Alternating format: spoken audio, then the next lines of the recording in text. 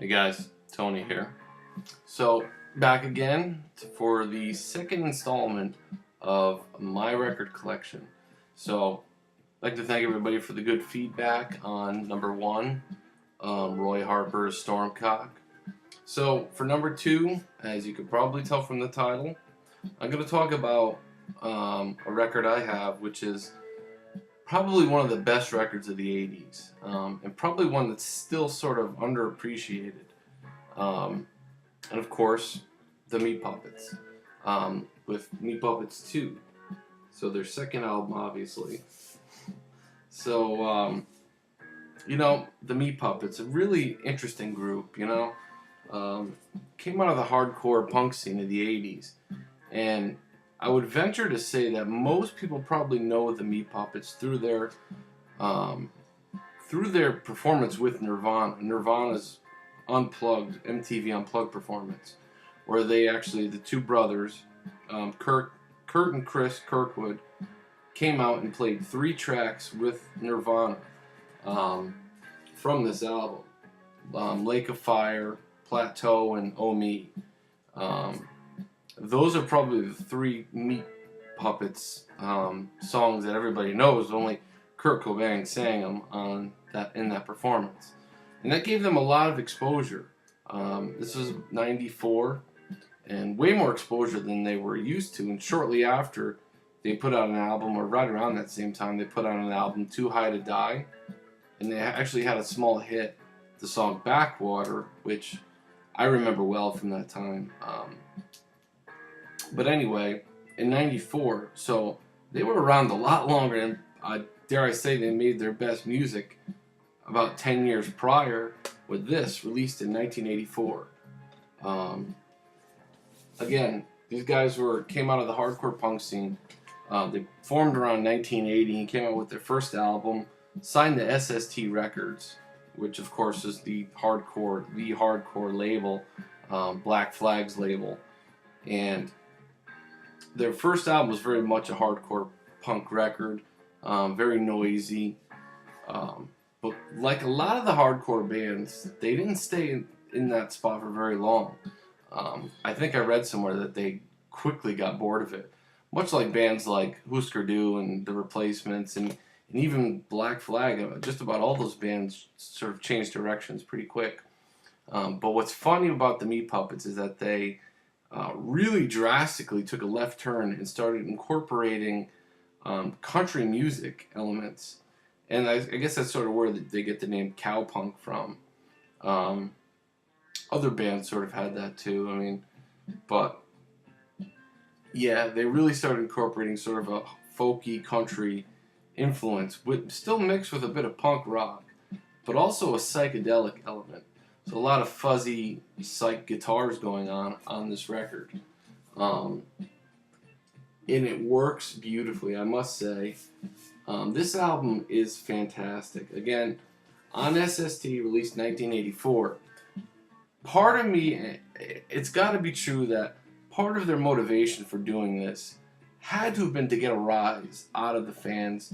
They were probably bored with the whole scene, and I'm sure artistically that this is probably pretty well thought out. It just works too good to be that much of an accident. But part of it had to have been to get a rise out of the fans and that whole scene. And imagine, if you will, going to an SST show with bands on that roster, and the Meat Puppets come on and they play something like this. This is sort of what you hear.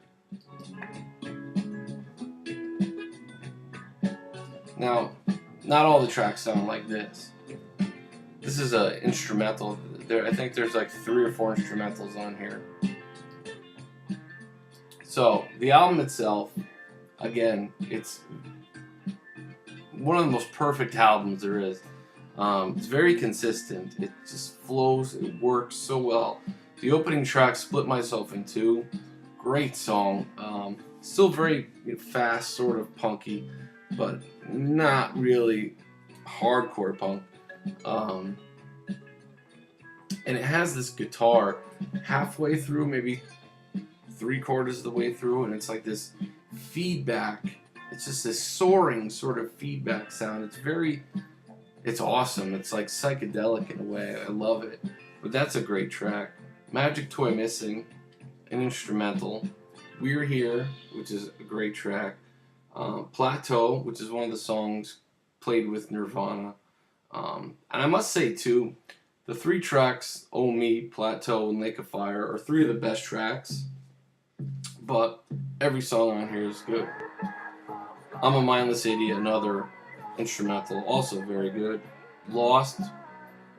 It just reminds me of Johnny Cash's sound. That driving sort of country rockabilly sort of thing. But again, Kurt Kirkwood, his vocals are very off-key and sort of, he has a warble, if you will. Climbing, also a great track. New Gods. Then you have Oh Me, Lake of Fire. Aurora Borealis, which is another instrumental track. Killer. I think that was just playing. And finally, the Whistle Song. Just a great album, really. So, listening to this today, it makes me think of being about 15. So, that's right around the time of Nirvana's Unplugged performance. Maybe a year later. Now, these versions, I didn't know that. But I did know the versions with Nirvana. And at that same time, around that same time, and I think it must have something to do with the sort of, it sounds like hillbillies playing punk rock on acid. I mean, but I think because of that sort of twangy sort of thing going on here, it just makes me think of this weekend that I spent as a kid at 15. A friend of mine I went to junior high with, his family owned a farm. And it wasn't a big farm, but it was a farm. It was sort of set on this main road, okay?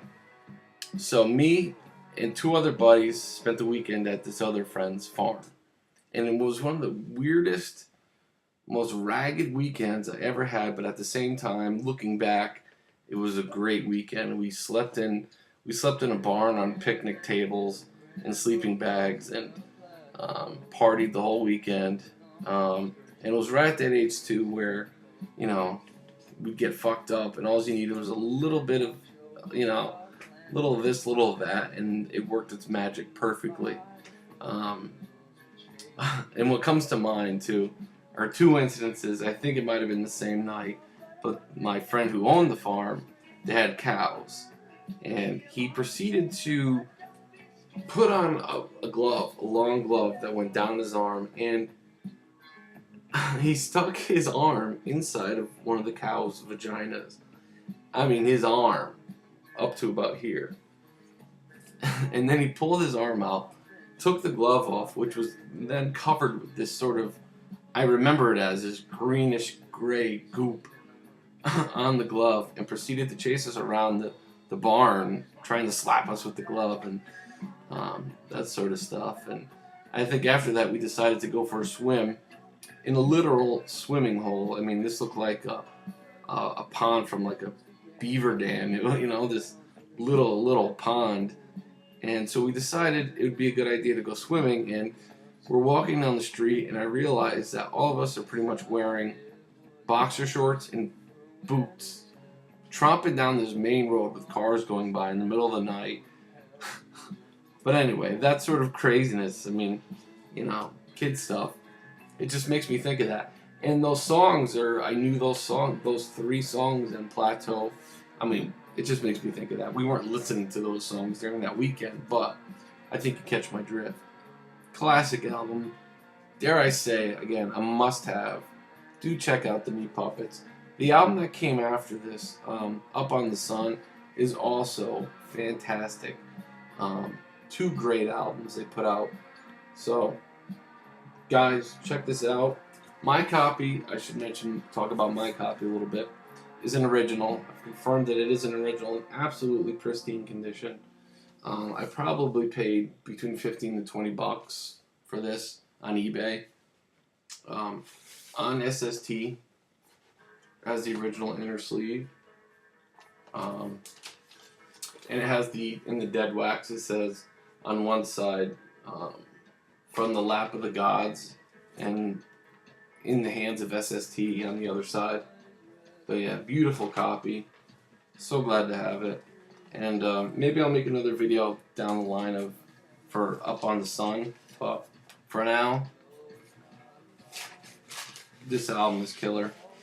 And if you don't know it, do check it out. So there you go, guys. Thank you for watching, and let me know what you think. Have a good one.